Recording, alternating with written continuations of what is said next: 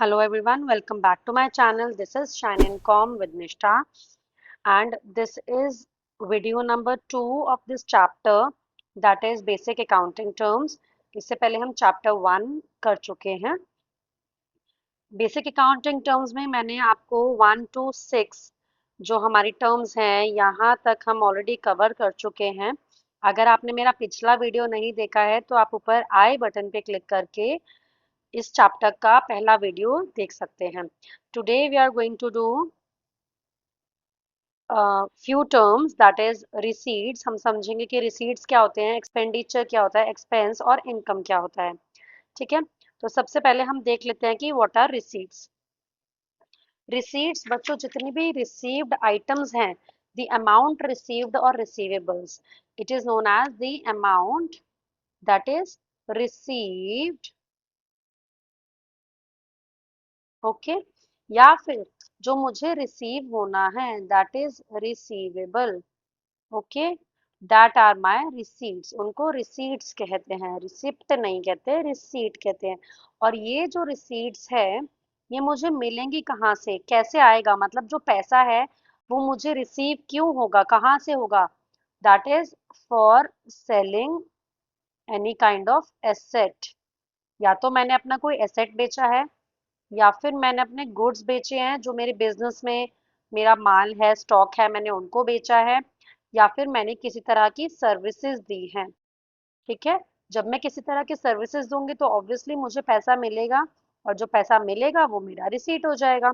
ठीक है, तो it is as simple as that कि रिसीट्स जो हैं, जो भी अमाउंट मुझे रिसीव होगा, the amount that I receive, ठीक है, on selling of my assets, मैं अपने एसेट्स सेल कर रही हूँ, गुड्स सेल कर रही हूँ या सर्विसेज सेल कर रही हूँ, उसकी वजह से जो मुझे अमाउंट रिसीव होगा that will be known as receipts. ठीक है, now we are going to see that there are two kinds of receipts. देखो, दो तरह की रिसीट्स होती है. नंबर 1, पहला होता है रेवेन्यू रिसीट. ठीक है, और दूसरा होता है कैपिटल रिसीट. अब रेवेन्यू रिसीट और कैपिटल रिसीट क्या होता है, इसको बहुत ही ध्यान से समझेंगे. ठीक है, जो अमाउंट मुझे मेरी नॉर्मल कोर्स ऑफ बिजनेस से मिलता है, नॉर्मल कोर्स ऑफ बिजनेस मतलब मुझे मेरी जिस बिजनेस में मैं डील कर रही हूँ, जो मेरा बिजनेस है जिसमें मैं डील कर रही हूँ, उसकी एक्टिविटीज को रन करने में जो मुझे पैसा रिसीव हो रहा है that is my revenue receipt. ठीक है, फॉर एग्जाम्पल जो भी मैंने अपना सेल्स किए हैं, अपना माल बेचा है, सेल ऑफ गुड्स. ठीक है, सेल ऑफ गुड्स, मैंने अपना सामान बेचा है तो मुझे पैसे कमाऊंगी मैं. ठीक है, या फिर मैंने अपनी सर्विसेज दी हैं किसी को, फॉर एग्जांपल डॉक्टर है, वो पेशेंट्स को देख रहा है तो उसको अमाउंट रिसीव हो रहा है. ठीक है, या फिर मैंने बिजनेस में इन्वेस्ट किया है, इन्वेस्टमेंट ऑफ बिजनेस रिसोर्सेज, मैंने बिजनेस के ही रिसोर्सेज को इन्वेस्ट कर दिया है. ठीक है, फॉर एग्जांपल आपकी एफडीज होती है, फिक्स डिपॉजिट्स होते हैं, है ना, बैंक में. तो मैंने बिजनेस के ही पैसे को इन्वेस्ट कर दिया, रिसोर्सेज को इन्वेस्ट कर दिया, तो उससे जो मुझे इनकम होगी वो सारी की सारी होगी हमारी, क्या वो होगी हमारी revenue receipts.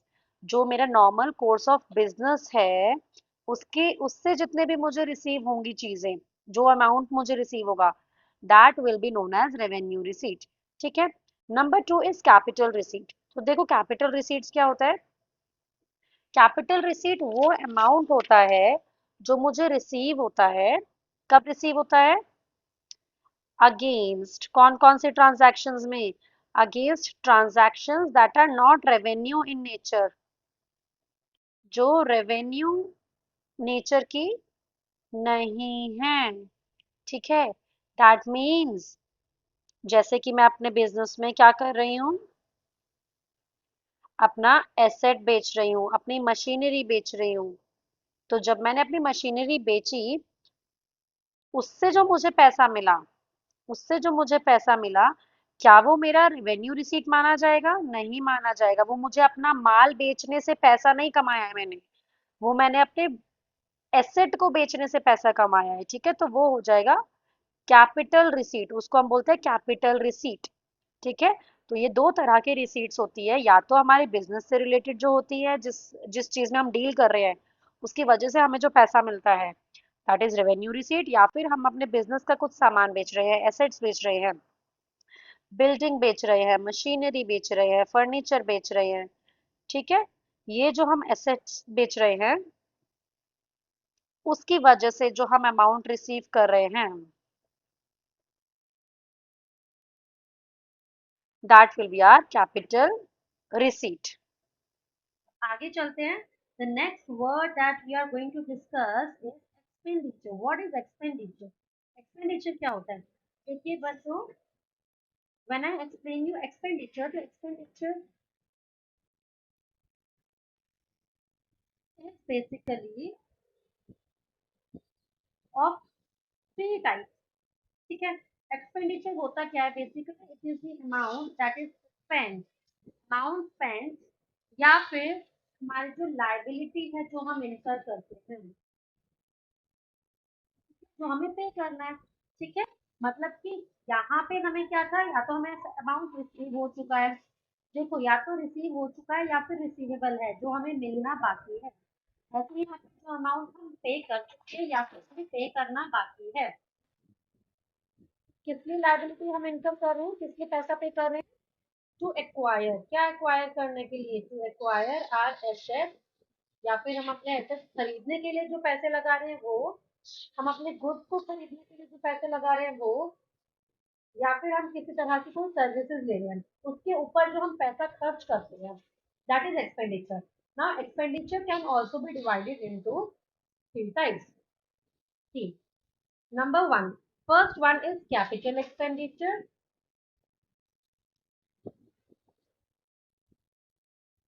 number two is revenue expenditure,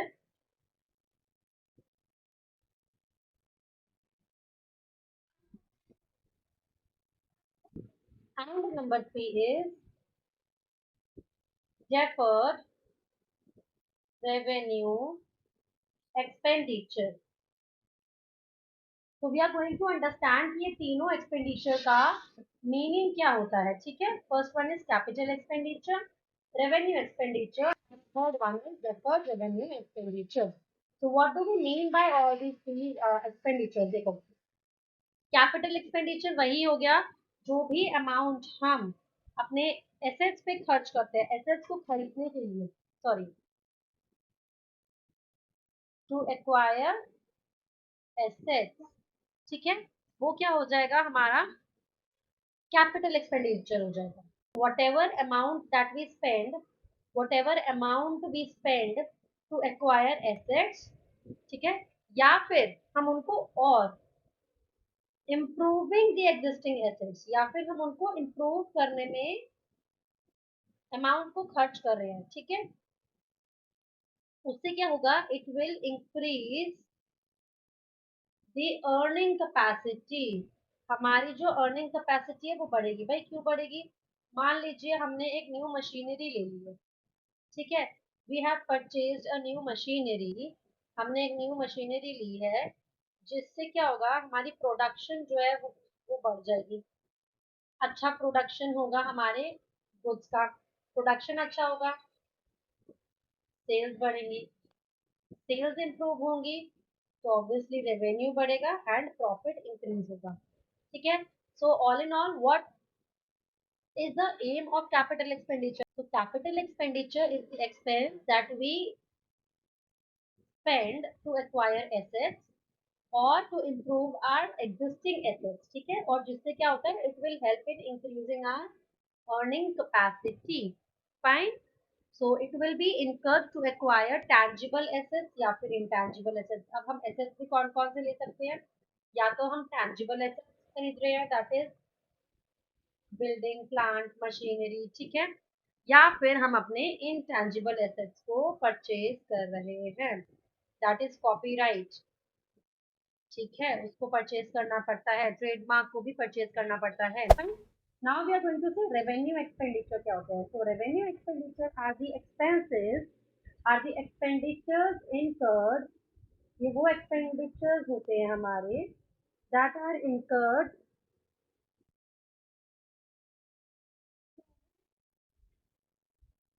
run our day to day,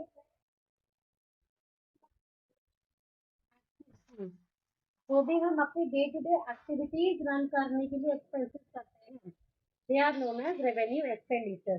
और ये जो हमारे एक्सपेंडिचर होते हैं, इनके जो बेनिफिट है वो कंज्यूम हो जाता है या एग्जॉस्ट हो जाता है with in the accounting period. With in the accounting period क्यों हो जाता है? फॉर एग्जाम्पल मैंने रेंट पे किया, तो भाई मैं उसका जो रेंट है वो कितने टाइम के लिए पे कर रही हूँ? वो अकाउंटिंग पीरियड के लिए पे कर रही हूँ। दैट मीन्स 2024-25 के लिए पे कर रही हूँ, राइट? तो वो खत्म हो जाएगा और मुझे दोबारा उसको इनकर करना पड़ेगा in the next accounting period. So it has a direct relationship with the revenue and with the accounting period. तो accounting period के हिसाब से चलता है और revenue पे भी उसका impact पड़ता है, right? तो इसके examples क्या हैं? Examples of this revenue expenditure, they are, see, salary, rent, हमारे electricity expenses, okay, and cost जो हम goods पे लगा रहे हैं, cost of गुड सोल्ड, तो जो भी हमने गुड बेचे हैं उसके ऊपर जो हमने पैसा लगाया है, ठीक है, उसको रिपेयर करने में या और किसी चीज में उसको बनाने में, ठीक है, all that is included in the revenue expenditure. समझ आ गया? Clear to all? Revenue expenditure हमारे trading and profit and loss में हम शो करते हैं। कैपिटल एक्सपेंडिचर हमारे बैलेंस शीट में शो होते हैं। फाइन। ये हमारे एसेट से रिलेटेड होते हैं।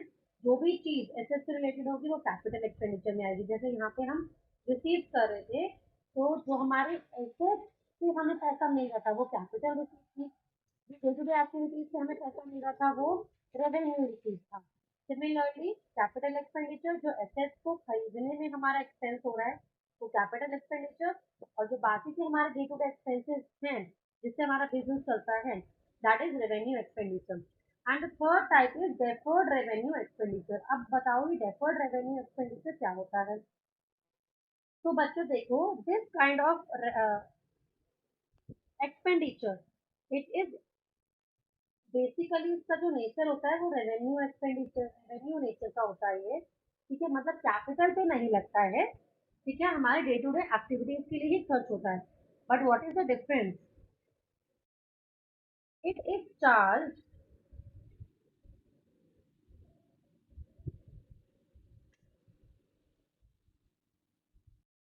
इन मोर देन वन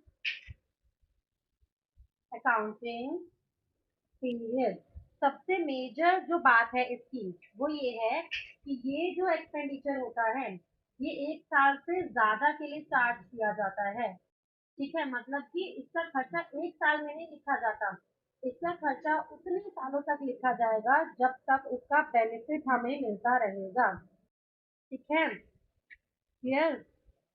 क्योंकि इसका जो बेनिफिट माना जाता है वो हमें ये माना जाता है कि वो हमें एक साल से ज्यादा के लिए बेनिफिट देता है, मोर देन 1 ईयर। तो जितने सालों तक ये हमें बेनिफिट देगा उतने सालों तक हम उसको इंक्लूड करते हैं अपने अकाउंट में। इसका सबसे अच्छा एग्जाम्पल जो माना जाता है वो ये है एडवर्टीजमेंट एक्सपेंस। एडवर्टीजमेंट एक्सपेंस मतलब हम अपने एड में जितना भी खर्चा कर रहे हैं इसको हम अपना रेवेन्यू, नेचर का तो ये है बट फिर इसको डेफर्ड रेवेन्यू एक्सपेंडिचर कहते हैं। क्यों कहते हैं? क्योंकि खर्चा तो मैं इसमें कर रही हूँ, मान लीजिए मैंने इसमें 40,000 का खर्चा किया, ठीक है, अपने अपने एडवर्टाइजमेंट को, इसमें से मैंने 40,000 का खर्चा किया इन 2024 एंड 25, फाइन। लेकिन ये एडवर्टाइजमेंट का जो खर्चा है वो मुझे कमिंग 4 इयर्स तक देने वाला है, फाइन, मतलब 2025, 26, 26, 27, 27, 28, इसका बेनिफिट जो है वो मुझे नेक्स्ट 4 ईयर्स तक होगा। तो मैं जो ये एक्सपेंस है इसको क्या कर देती हूँ, इसको डिवाइड कर देती हूँ। दैट मीन्स इस साल मैंने इसको 10,000 दिए। जब अपने एक्सपेंसेस लिखूंगी डेफर्ड रेवेन्यू एक्सपेंडिचर करके इसको हर साल मैं 10,000 करके 40,000 को डिवाइड कर दूंगी। ठीक है, क्यों? ये डेफर्ड रेवेन्यू एक्सपेंडिचर है क्योंकि इसका जो बेनिफिट है वो मुझे more than one accounting year में मिलने वाला है। तो जितने अकाउंटिंग ईयर तक मुझे उसका बेनिफिट मिले, अकाउंटिंग ईयर में मैं इसको मेंशन करूंगी, एक्सपेंस की तरह कंसीडर करूंगी। फाइन। तो this is known as deferred revenue expenditure. ठीक है, जो हमारे लार्ज एडवर्टाइजिंग एक्सपेंसेस होते हैं सिर्फ उन्हीं की बात कर रही हूँ, छोटे मोटे एक्सपेंसेस नहीं। जो बड़ा एडवर्टाइजिंग एक्सपेंस है that will give us the benefit for more than one accounting period, it is known as deferred revenue expenditure. Fine, clear to all? तो आई होप ये दोनों टर्म्स आपको अभी तक क्लियर हो गई होंगी। हमने आज दो टर्म्स करी, रेवेन्यू एंड एक्सपेंडिचर। फिर next term that we are going to do is expense. Expense क्या होता है, what is expense and what is income? तो हम ये दोनों टर्म्स समझ लेते हैं। अब आप बोलोगे कि मैम एक्सपेंडिचर और एक्सपेंस तो सेम होता है, what is the difference? Expenditure में हमारा एक ब्रॉडर टर्म है, expenditure is a broader term जिसमें हमने तीन टाइप्स पढ़े। कौन कौन से टाइप्स पढ़े? सबसे पहले हमने पढ़ा कैपिटल एक्सपेंडिचर, रेवेन्यू एक्सपेंडिचर और लास्ट हमने पढ़ा deferred expenditure, deferred revenue expenditure. ये तो हो गया हमारा एक्सपेंडिचर। ठीक है, ब्रॉडर टर्म क्या होता है देखो, it is the cost incurred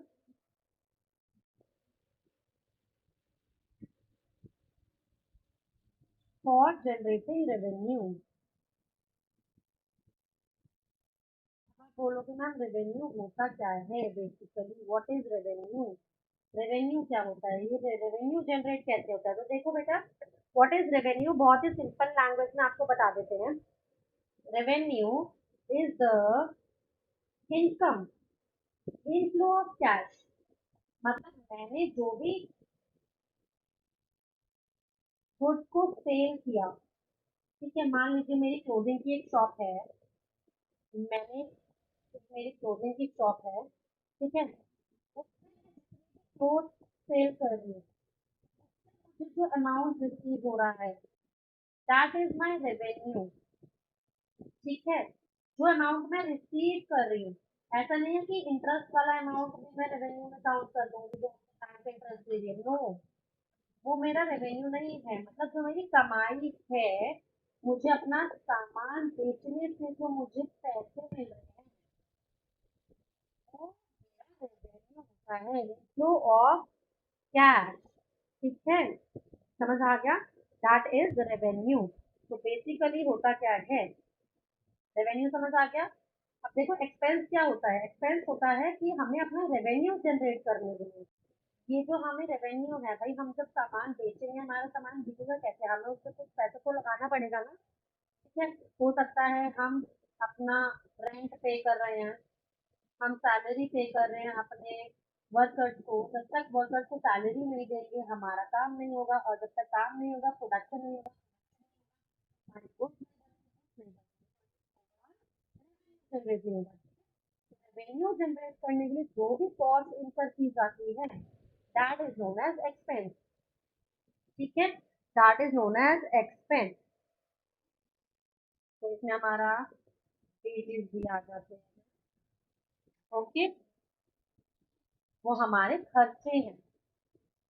ठीक है, ये बेसिकली जो हमने वो पढ़ा ना, क्या पढ़ा, रेवेन्यू एक्सपेंडिचर पढ़ा, सॉरी,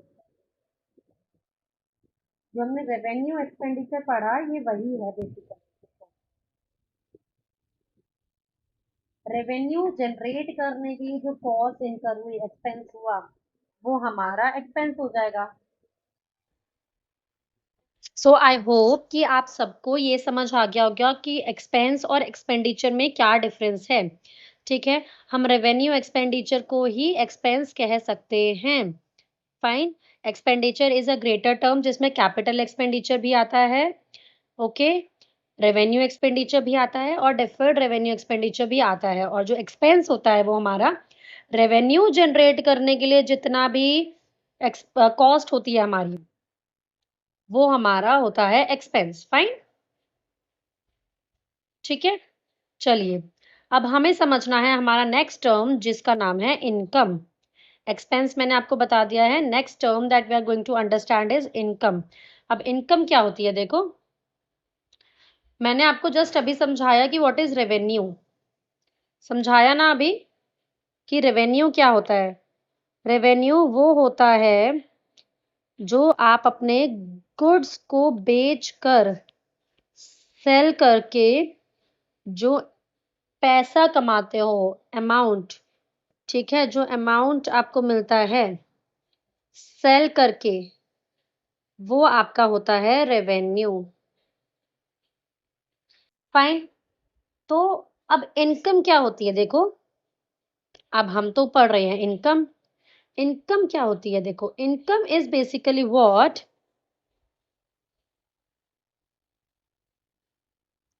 अब देखो जितना भी हमने कमाया, जो भी पैसा हमें मिला, रेवेन्यू जिसको मैं कह रही हूँ, जो भी पैसा हमें मिला, क्या वो मेरी सारी की सारी मेरी इनकम हो जाएगी? बताओ। जो भी रेवेन्यू मैंने यहाँ अर्न किया अपने गुड्स को सेल करके, जितना भी रेवेन्यू मैंने अर्न किया, क्या वो मेरी सारी इनकम होगी? नो, जो मेरी सारी रेवेन्यू है वो इनकम नहीं होगी। तो क्या होगा? आपने जितना भी कमाया, फॉर एग्जाम्पल मैंने 10 लाख रुपीज कमाए, ठीक है, कितने कमाए? 10 लाख रुपीज, चलो 10,000 कर लेते हैं, छोटा एग्जाम्पल ले लेते हैं, ठीक है। फॉर एग्जाम्पल मैंने 10 लाख रुपीज अर्न किए अपने सामान को बेच के, गुड्स को सेल करके, मेरे को 10,000 का रेवेन्यू मिला। अब उसमें से मैं अपने एक्सपेंसेस, जो खर्चे हैं मेरे, रेंट है, सैलरीज है, इलेक्ट्रिसिटी के मेरे बिल है, ठीक है, वो सारी जो कॉस्ट है, एक्सपेंसेस है, उसको मैं माइनस करूंगी। फाइन, मान लीजिए वो मेरी कॉस्ट लगी है 4,000 रुपीज, ठीक है। तो जब मैंने उसको माइनस कर दिया तो जो बचा मेरा, that will be my income. Fine. So what is income? Income is basically revenue minus, expenditure नहीं कह रही हूँ, एक्सपेंस कह रही हूँ, ठीक है। सिर्फ रेवेन्यू को जनरेट करने में जो खर्चा होगा ना, सिर्फ वही माइनस करना है। अब एक्सपेंडिचर में तो कैपिटल एक्सपेंडिचर भी आता है, डेफर्ड रेवेन्यू भी आता है, सारा चीज नहीं आएगा, ओनली एक्सपेंस जो हम प्रॉफिट एंड लॉस में ऐड करते हैं, ठीक है।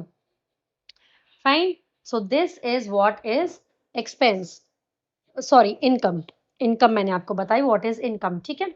इनकम एक बहुत ही छोटा सा टर्म है जो मैंने आपको बता दिया, revenue minus expenditure, revenue minus expense, ठीक है। अब एक चीज मैं जो आपको बताना भूल गई हूँ, वो ये है, हमने किया था व्हाट इज एक्सपेंस। अब एक्सपेंस होते हैं दो तरह के, इसको समझो जरा। एक्सपेंस जो होते हैं, देयर ऑफ टू टाइप्स। एक होता है प्रीपेड एक्सपेंस